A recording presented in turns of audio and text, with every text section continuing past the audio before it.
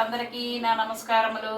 Friends ఎలా ఉన్నారు? ఈరోజు సాటర్డే, ఈరోజు స్పెషల్ చేసుకుంటాను స్నాక్స్. రేపేమో సండే, ఇంకా స్పెషల్ ఉంటుంది. నేను ఒక ఐటమ్స్ చేసి చూపించాలనుకుంటున్నాను. అదేమిటంటే పెసరపప్పుతో పాయసం అనమాట. దానికి కావాల్సిన ఇంగ్రీడియంట్స్ ఏంటో మీకు చూపిస్తాను. ఇదేమో బాగా కడిగి ఒక కప్పు నిండా పెసరపప్పు తీసుకున్నాను. బెల్లం, తురిమిన బెల్లం ఒక కప్పు నిండా తీసుకున్నాను.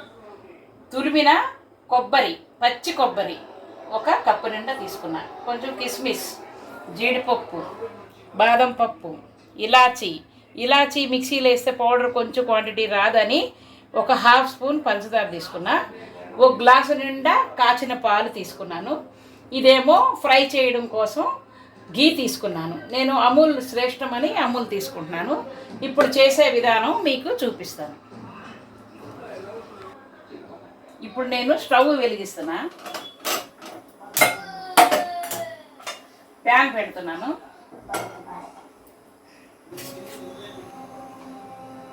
ఒక స్పూను ఘీ వేసుకుంటున్నాను.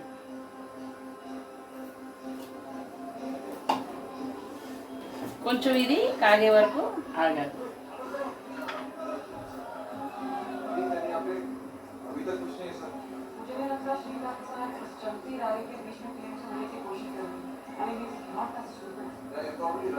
ఘీ వేడెక్కింది.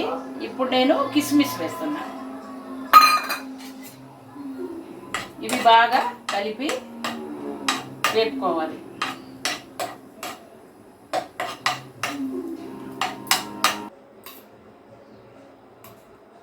వేగిన కిస్మిస్లు బౌల్లోకి తీసుకున్నాను. ఇప్పుడు జీడిపప్పు వేస్తాను. ఇది కూడా బాగా వేయించుకోవాలి.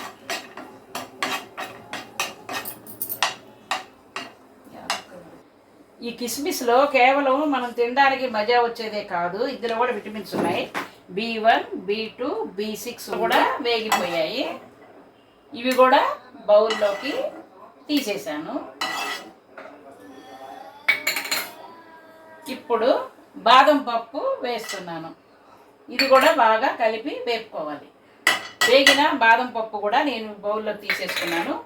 ఇప్పుడు ఇది ఉంది కదా పెసరపప్పు, దీన్ని పెనంలో నేతిలో వేపాలి. ఇప్పుడు వేపుతాను.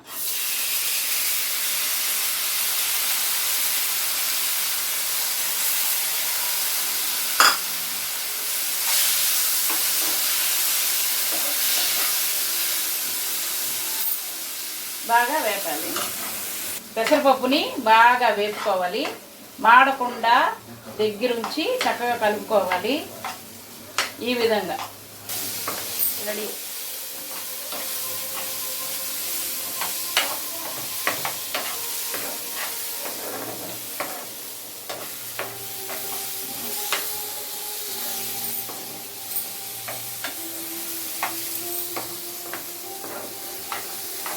టీలో బాగా వేగింది. ఇప్పుడు దీన్ని దించి పక్కన పెట్టుకోవాలి. ఈ పొయ్యి మీద ఇంకొక గిన్నె పెట్టుకున్నాను, స్టీల్ గిన్నె. ఇందులో 2 గ్లాసులు నీళ్లు పోయాలి. ఒక గ్లాస్ ఆల్రెడీ పోసాను, ఇది 2వ గ్లాసు. ఇప్పుడు ఈ నీళ్లు బాగా మరగనియాలి. ఈ విధంగా నీళ్లు మరగాలి.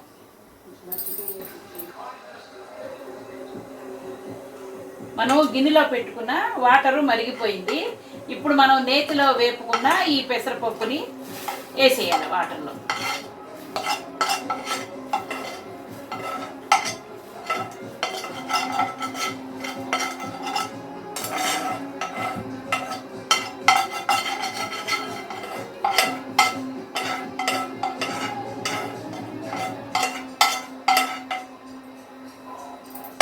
ఇప్పుడు ఇది బాగా కలపాలి.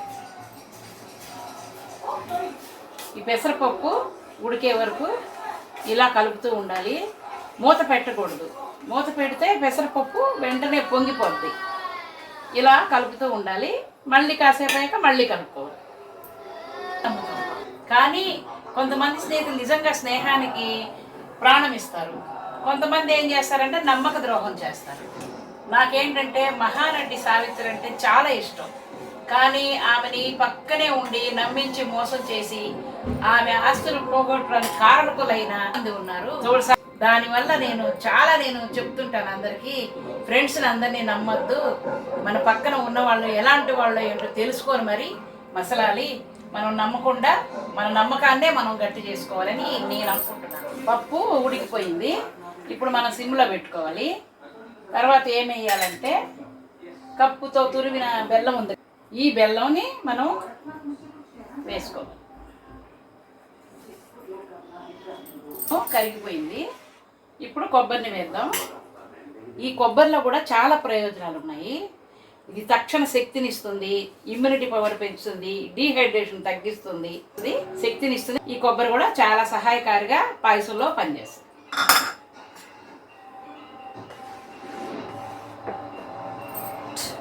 కొబ్బరి వేసాను, కొబ్బరి కూడా బాగా కలిసింది. ఇప్పుడు జీడిపప్పు వేస్తున్నాను, దీంట్లో ప్రోటీన్స్ బాగా ఉంటాయి. తర్వాత బాదం పప్పు, దీంట్లో కూడా ప్రోటీన్స్ ఉంటాయి. తర్వాత కిస్మిస్ వేస్తున్నాను. తర్వాత యాలకులు పొడి కొట్టుకున్నాము, ఇది కూడా ఆరోగ్యానికి చాలా మంచిది. పిల్లలకి పెద్దలకు కూడా రోగ నిరోధక శక్తి ఉంటుంది యాలకుల్లో. ఈ నలగవని చెప్పి నేను కొంచెం ఒక స్పూన్ పంచదార వేసి కలుపుకున్నాను, గ్రైండ్ చేసుకున్నాను. ఇది ఇందులో వేస్తున్నాను. ఇది స్మెల్కి బాగుంటుంది, ఆరోగ్యం కూడా మంచిది యాలకుల పొడి. ఇప్పుడు ఈ మిశ్రమాన్ని అంతా కలిపేసాను, కలిపేసి ఇప్పుడు స్టవ్ ఆఫ్ చేసుకుంటాను.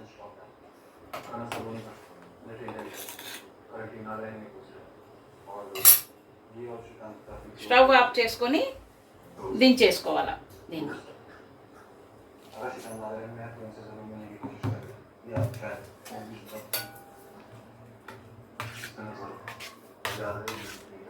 దించేసుకొని యాలకులు, జీడిపప్పు, బాదం పప్పు, కిస్మిస్లు అన్నీ బాగా ఇలా కలుపుకోవాలి.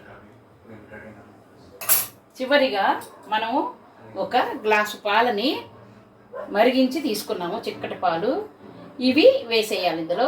ఈ పాలల్లో కూడా మనకి కాల్షియం ఉంది, ఇది ఎముకలకి చాలా బలాన్ని ఇస్తుంది. చివరిగా ఈ పాలని ఈ పాయసంలో వేసేయాలి. ఇప్పుడు మళ్ళీ బాగా కలపాలి. పెసరపప్పు, కిస్మిస్లు, జీడిపప్పులు, కొబ్బరి, బెల్లం అన్నీ కలిపాను. ఇందులో నేను బెల్లం ఎందుకు తీసుకున్నానంటే, షుగర్ తీసుకుంటే అది తొందరగా మనకి ఇన్స్టెంట్ ఎనర్జీని ఇస్తుంది, మళ్ళీ ఏమో మెదడుకి గ్లూకోజ్ని త్వరితగతిలో ఇస్తుంది. అది షుగర్ పేషెంట్లకి చాలా డేంజరు, అందుకోసం నేను బెల్లం తీసుకున్నాను. ఇప్పుడు అన్నిటినీ బాగా కలుపుకున్నాను. పాలు ఎందుకు చివరగా వేసానంటే, పొయ్యి మీద ఉన్నప్పుడు మనం పాలు వేస్తే పాలు ఇరిగిపోతాయి, దాని మూలంగా నేను దించిన తర్వాత పాలు వేసుకున్నాను.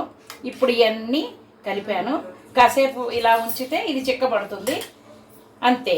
ఇంకా ఈ బౌల్లో సర్వ్ చేసుకొని ఈ పాయసాన్ని తీసుకోవడం. ఇది చాలా ఎనర్జెటిక్ ఫుడ్ అనమాట, పిల్లలకి పెద్దలకి చాలా మంచిది, తేలిగ్గా అరిగే జీర్ణమయ్యే పాయసం. ఎమ్మి పాయసం తాగుదాము రండి.